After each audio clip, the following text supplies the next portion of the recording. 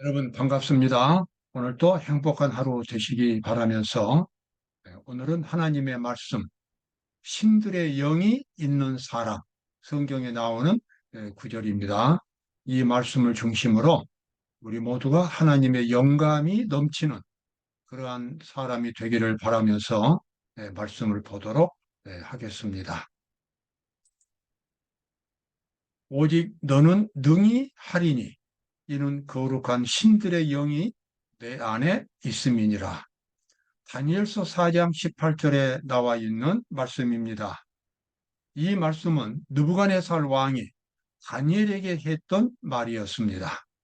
느부갓네살 왕이 아주 의미심장한 꿈을 꾸었는데 그것은 그 왕에게 미치는 아주 중대한 운명적인 꿈이었습니다.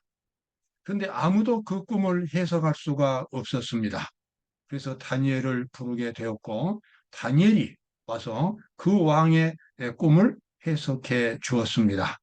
그 꿈은 아직도 하나님을 알고 있지만 하나님을 온전히 받아들이지 못하고 있던 느부갓네살 왕을 하나님께서 구원하시기 위하여 그에게 아주 광견병 같은 아주 이상한 이 병이 들게 하셔서 7년 동안이나 왕궁을 기어다니는 그와 같은 일이 벌어질 것이라고 하는 아주 의미심장한 내용을 말해주는 꿈이었습니다.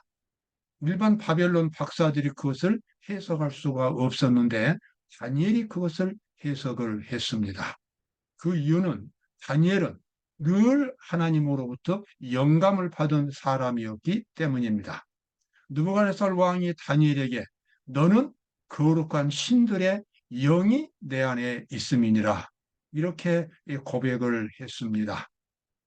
우리가 다니엘처럼 계시를 받아서 성경을 기록할 그와 같은 단계는 아니지만 진심으로 그리스도를 믿는 사람들은 늘 하나님이 주시는 거룩한 감동 속에 살고 있습니다.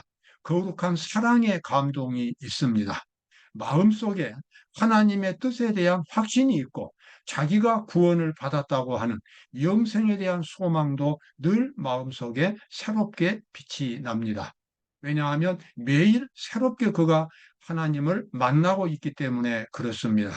하나님으로부터 새로운 계시와 새로운 빛을 받기 때문에 진정한 그리스도인들은 마음속에 하나님의 계시를 늘 가지고 삽니다. 여기 나와 있는 거룩한 신들의 영이 있다고 하는 이러한 표현은 다른 이방 종교 연구가들에게는 종교인들에게는 볼 수 없는 하나님 여호와 하나님을 믿는 진실한 종들에게 볼 수 있는 공통적인 현상이 되겠습니다. 자, 예수님은 마태복음 5장에서 마음이 청결한 사람에 대해서 말씀하셨습니다.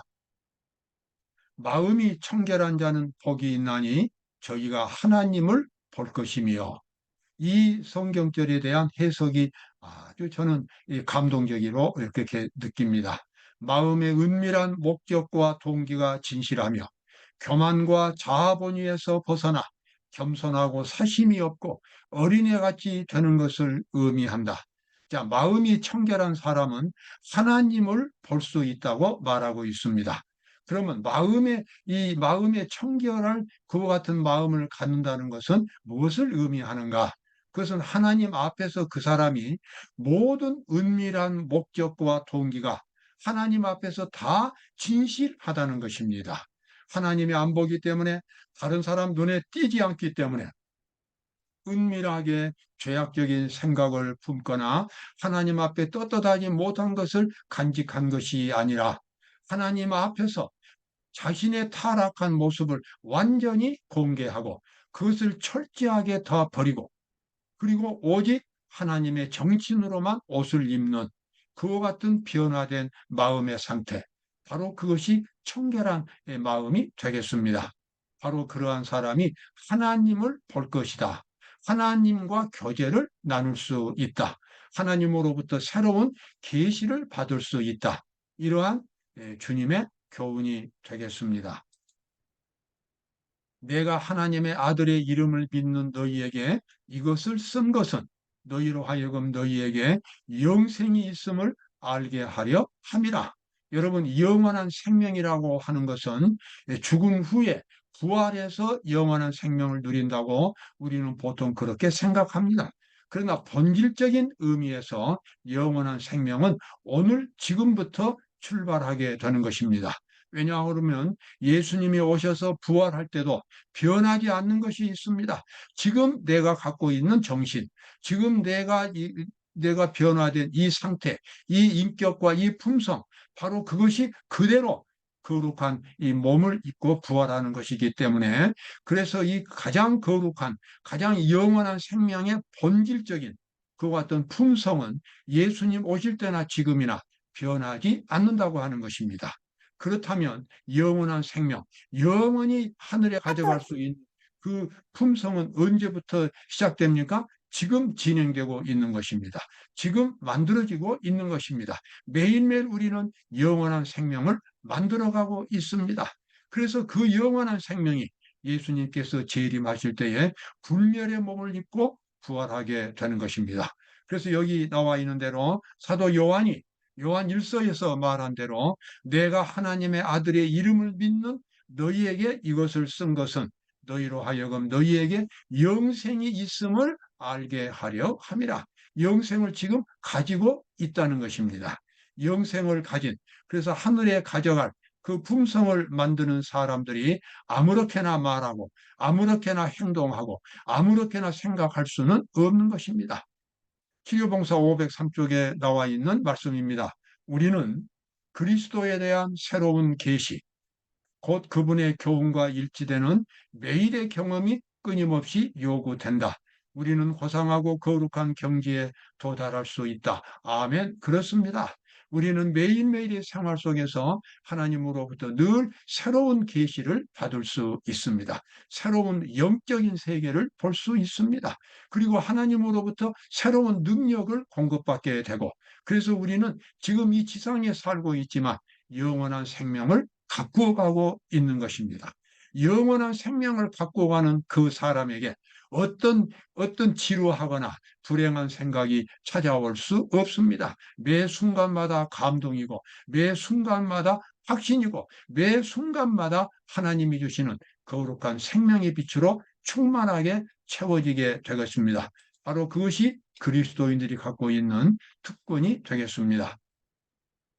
지식과 덕행에 있어서 끊임없이 향상하는 것이 우리에 대한 하나님의 목적이다. 하나님의 율법은 모든 사람에게 높이 올라오라, 거룩하게 되라, 더욱 거룩하게 되라고 초청하시는 그분의 음성이다. 여기 처음에 나와 있는 말씀, 지식과 덕행에 있어서 끊임없이 향상하는 것이 우리에 대한 하나님의 목적이다. 아멘. 그렇습니다. 하나님께서 우리를 사랑하신다고 하는 그 진실한 사랑이 바로 이러한 하나님의 목적에서도 나타나 있습니다.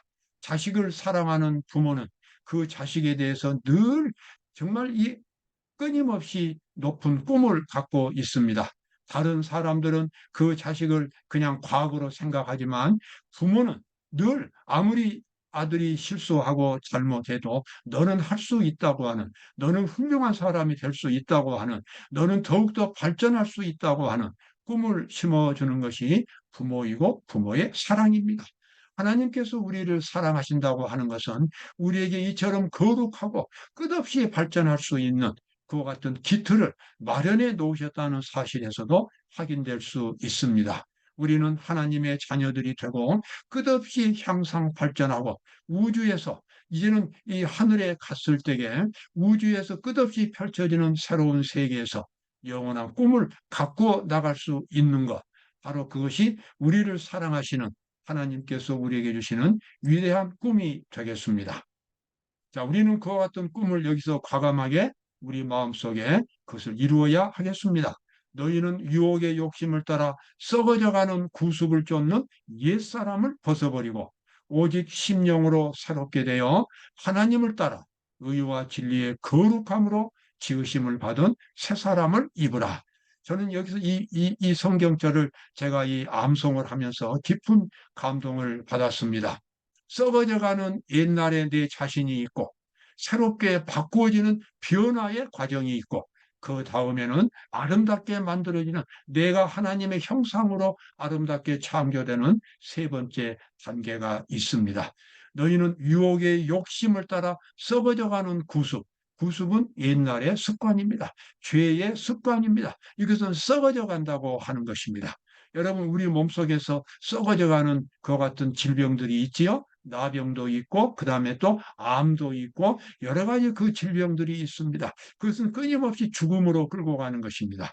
우리 영혼 속에 있는 죄는 바로 썩어져가는 구습입니다.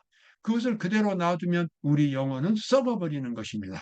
이것을 도려내기 위해서 과감하게 내 마음의 방향을 바꿔야 합니다. 그것이 있을지라도, 타고난 죄악의 세력이 내 속에 죽을 때까지 있을지라도 그것을 전혀 힘을 쓰지 못하도록 예수님의 은혜를 온전히 받아들이는 것입니다. 내 자신을 예수님께 온전히 맡기는 것입니다.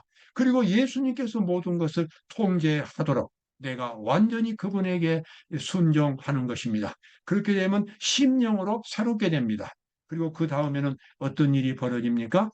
하나님을 따라 의와 진리의 거룩함으로 지으심을 받은 새로운 사람이 창조가 되겠습니다.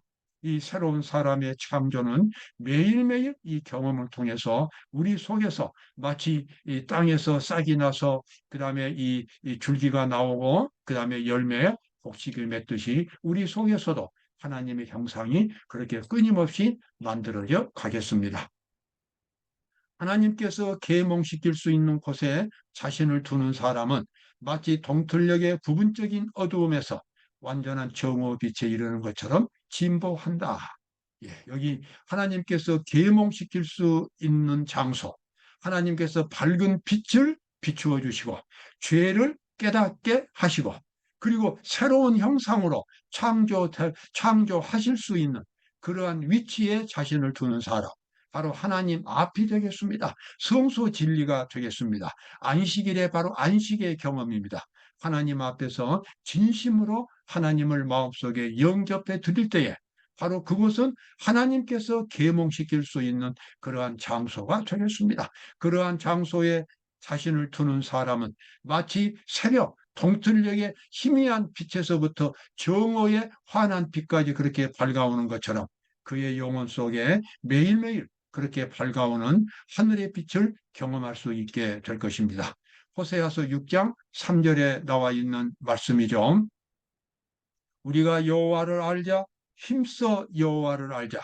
그의 나오심은 새벽빛같이 일정하니 비와 같이 땅을 적시는 늦은 비와 같이 우리에게 임하시리라 하리라. 우리가 여호와를 알자. 여호와 하나님을 경험으로 만나자는 것입니다. 여호와 하나님을 마음으로부터 경험하자는 것입니다. 그래서 그분과 아주 친한 인격적인 관계를 맺자는 것입니다. 힘써 그렇게 하자. 너무 이런 과정을 가질 수 없을 만큼 바쁘지 말자. 다른 것에 정신없지 말자. 정말 이 일만큼은 반드시 하도록 하자는 것입니다. 우리가 여호와를 알자. 힘써 여호와를 알자. 그분께서 우리에게 찾아오시는 것은 새벽빛같이 일정하니 여러분 아침마다 먼동이 트고 새날이 밝아오듯이 하나님께서는 우리 각 사람에게 그렇게 끊임없이 밝은 빛을 가지고 찾아오신다는 것입니다. 마치 땅을 적시는 빛처럼 비가 내리면 그때는 모든 이 초목들이 성장하는 것처럼 하나님께서 우리에게 빛을 가져오시고 성령의 그 생수를 가지고 우리를 찾아오시기 때문에 우리 모두가 그렇게 하나님을 만나자. 이렇게 호세아 선지자는 호소하고 있습니다. 이러한 호소는 구약 시대나 지금이나 어느 누구에게나 반드시 영생을 꿈꾸는 사람에게는 있어야 할 경험이 되겠습니다. 혹시라도 성경을 지식으로만 알거나 교회를 다니는 것만으로 그냥 모든 신앙생활이 다 된 것처럼 마음으로부터 하나님을 만난 경험이 없이 그저 형식적으로만 신앙생활을 한다면 아직도 그 사람은 완전한 구원에 도달하지 못한 것입니다. 여기 아까 다니엘 신들의 영이 있는 사람이 있는데 여기 참 존경스러운 또 한 사람이 있습니다. 바로 요셉이라고 하는 사람입니다. 바로가 그 신하들에게 이르되 이와 같이 하나님의 신에 감동한 사람을 우리가 어찌 얻을 수 있으리요 하고 요셉이 바로 왕의 또 꿈을 해석해 주었습니다. 그것은 국가에 다가올 큰, 큰 재앙이었습니다. 앞으로 7년 동안 큰 가뭄이 있게 되고, 그리고 가뭄 전에 흉년이 7년 동안 있고 흉년이 7년 동안 있는데, 그 흉년이 너무나 무섭기 때문에 나라가 망할 지경으로 어려움이 닥쳐오리라고 하는 것을 이 바로가 꿈으로써 본 것입니다. 근데 아무도 그때 이집트의 그 박사들이 그 꿈을 해석하지 못할 때에, 그때 이 감옥에서 이 죄수로 있던 요셉이 불려가가지고 그 꿈을 해석해 주었습니다. 그 해석이 너무나 명확해지자 이제는 국가가 준비를 해야 할 단계가 된 것입니다. 그런데 그 준비를 누구에게 이 책임을 맡길 것인가? 왕이 고민하게 되었고 신하들도 고민하게 되었는데, 그때 왕이 정말 이름도 없는, 아무도 알아주지 않는 이 죄수 요셉이라고 하는 사람이 눈에 들어오게 되었습니다. 이 꿈을 해석할 수 있는 사람이라면 이 앞으로 닥쳐올 그 국가의 큰 위난, 정말 이 재앙 속에서도 헤쳐나갈 수 있는 능력을 갖출 것이다, 이렇게 생각하고 요셉을 애굽의 국무총리로 임명하는 장면이 그 다음에 이어집니다. 여기 나와 있는 말씀대로 그 신하들에게 이르되 이와 같이 하나님의 신에 감동한 사람을 우리가 어찌 얻을 수 있으리요? 그리고 그에게 국무총리의 직임을 주었습니다. 요셉은 비록 이집트 사람은 아니었지만 형들에게 배신당해서 종으로 끌려왔고 노예로 끌려왔고 죄수로 모함을 받고 감옥에 있었지만 전능하신 하나님을 믿었기 때문에, 그의 일생을 전부 하나님께 맡기고 살았기 때문에, 어떤 경우에도 죄와 타협하지 않았기 때문에 하나님께서 그를 훈련하셨고 마침내 기회가 되자 애굽의 국무총리가 될 수 있는 그와 같은 섭리를 베푸셨습니다. 여러분, 우리에게 우리 그리스도인들에겐 정말 하나님이 주신 위대한 꿈이 있습니다. 영생으로 통하는 아주 위대한 꿈이 있습니다. 그 꿈을 우리는 오늘도 매일매일 가꾸어 나갈 수 있습니다. 그리스도인들은 꿈을 가진 사람들입니다. 그리고 그 꿈을 매일매일 가꾸어 갈 수 있는 특권이 있습니다. 여러분, 그 모든 특권들은 하나님의 말씀 속에서 찾아볼 수 있습니다. 오늘도 기쁨과 보람이 넘치는 하루가 되시기를 바랍니다. 감사합니다.